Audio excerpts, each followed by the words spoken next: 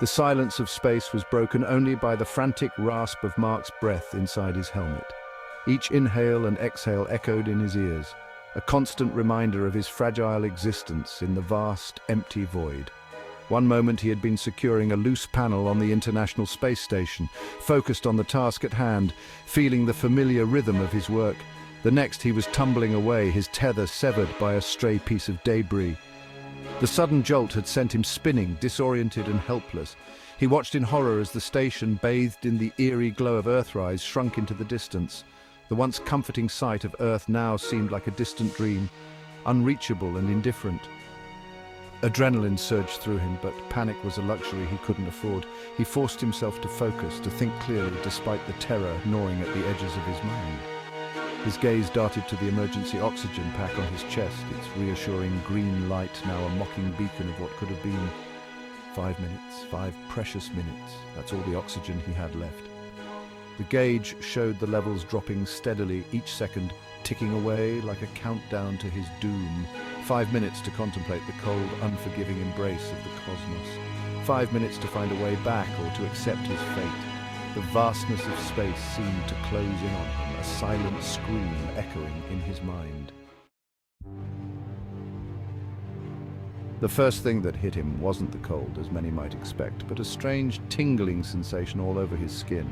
The vacuum, devoid of any pressure, caused the gases dissolved in his body's fluids to expand slightly. It wasn't enough to make him explode, as some sci-fi films might suggest, but it was an unsettling feeling nonetheless. His vision began to blur slightly as the lack of atmospheric pressure affected the delicate capillaries in his eyes. Still, he remained conscious, his body clinging to its precious reserves of oxygen. 15 seconds had passed, each one ticking by like a hammer blow against his dwindling hope. Contrary to popular belief, Mark wouldn't explode. The human body, while fragile, is surprisingly resilient. His skin, a remarkable organ, would hold him together. It wouldn't be a pleasant experience, feeling his tissues swell, but it wouldn't be the instant annihilation depicted in movies, nor would his blood boil. The pressure inside his circulatory system, a closed loop, would prevent that. Freezing, too, was a gradual process in the vacuum of space. Without air to conduct heat away, his body would cool slowly, radiating its warmth into the vastness. What Mark did need to worry about, however, was the sun.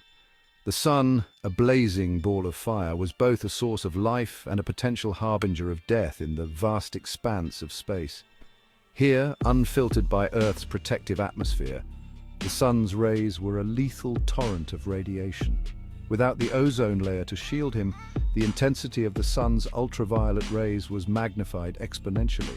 Every exposed inch of his skin would be bombarded by ultraviolet radiation, far more intense than any sunburn he could experience on Earth. The radiation could penetrate his suit, causing burns and cellular damage that would be excruciatingly painful. If he were to somehow survive the ordeal, the damage from this radiation would be severe, increasing his risk of skin cancer and potentially causing irreversible damage to his eyes.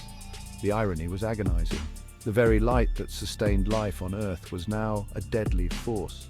He was surrounded by the cold void of space, yet he was being scorched by the very star that gave life to his home planet.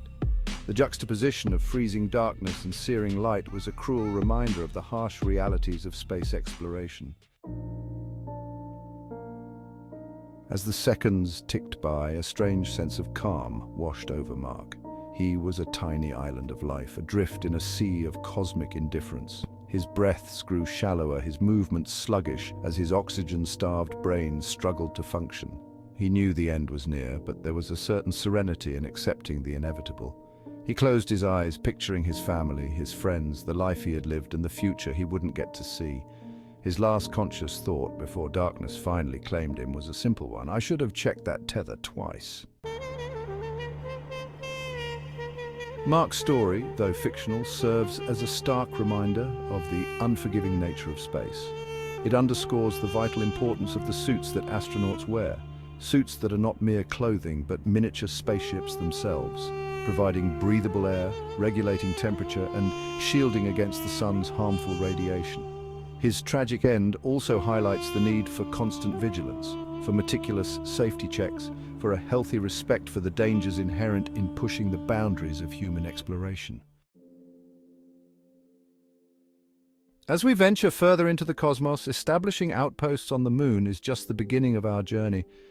Aiming for Mars and beyond, Mark's story must serve as a cautionary tale, reminding us of the challenges and risks that lie ahead. It's a reminder that space exploration, for all its allure and promise, is not a game. The vastness of space holds many unknowns and dangers. It's a perilous endeavor that demands our utmost respect, our best engineering, and our unwavering commitment to safety.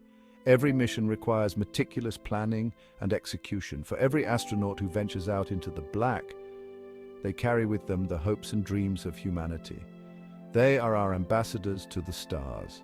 It is our duty, our moral imperative, to equip them with the tools they need to return safely, to ensure their missions are successful, to share their discoveries, and to inspire generations to come. Suits up for humanity. Their bravery and dedication pave the way for our future. Our future among the stars depends on it. The legacy we build today will shape the destiny of tomorrow.